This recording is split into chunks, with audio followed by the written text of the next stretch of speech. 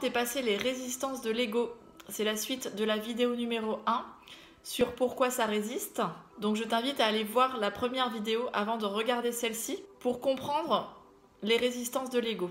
Ici, on va voir plutôt comment on peut faire pour dépasser nos résistances et sortir de notre zone de confort. Toujours dans le même but, pour sortir de notre zone de confort, pour aller atteindre nos résultats, nos objectifs, pour dépasser les limites, libérer les blocages et passer à l'action. Donc comme d'habitude, je te partage mon expérience qui pourra peut-être t'aider à sortir de ta zone de confort, à dépasser tes limites et vraiment créer ta vie sur mesure, transformer ta vie en étant toi-même. Donc la première chose qui me semble très importante, c'est la conscience. Mettre de la conscience sur ce que l'on vit. Ça veut dire quoi? Ça veut dire observer quelles sont nos actions, quels sont nos comportements, quelles sont nos pensées, quelles sont nos émotions.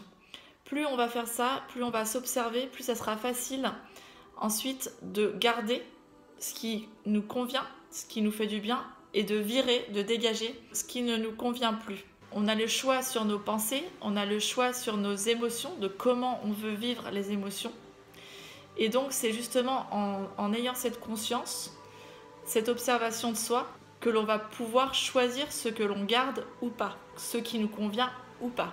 Et en même temps que travailler sur la conscience de soi, ce qui est important, c'est de cultiver la résilience, c'est-à-dire accepter ce qui est, accepter que quand on est en train de s'observer, à pas passer à l'action, à être dans les peurs, à rester bloqué, c'est juste une partie en nous qui croit quelque chose et qui a peur parce que il y a insécurité, éventuel danger, etc.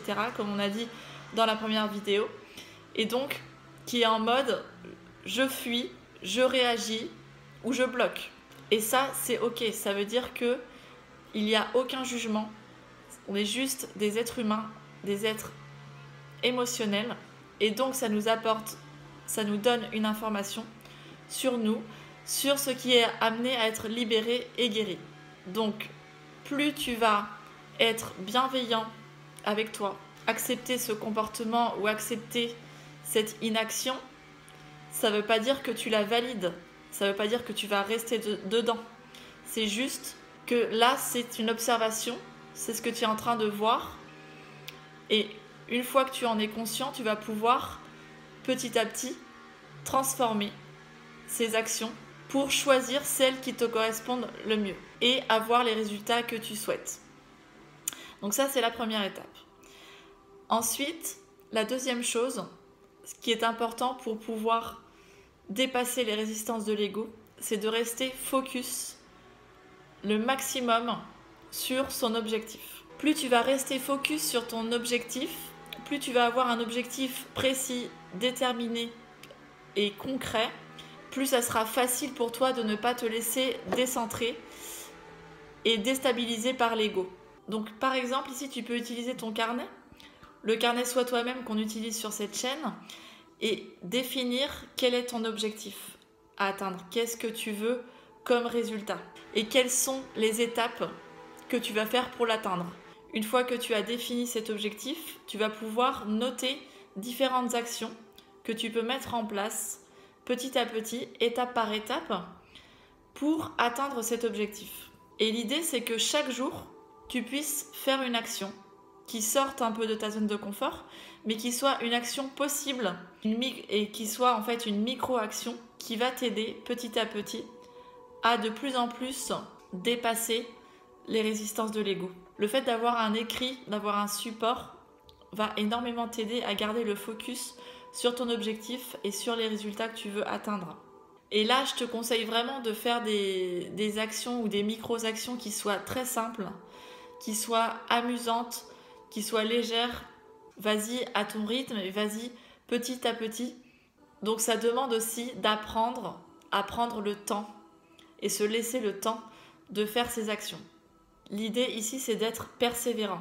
Et persévérant, ça ne veut pas dire être rigide, s'enfermer dans un cadre, être strict et se mettre la pression.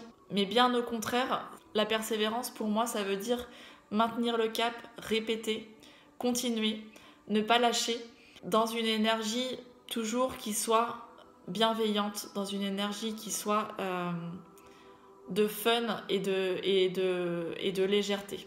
Parce que si tu fais ça avec des actions et tu ressens de la pression, alors ça c'est le mental ego qui est aux commandes. Donc voilà, à chaque fois que tu t'observes en résistance de l'ego, tu vas pouvoir justement revenir dans ton carnet plus facilement et te rappeler de tes objectifs, noter les actions que tu as faites et les valider, les répéter, t'entraîner, rester focus sur où tu veux aller et dans quelle énergie tu le fais.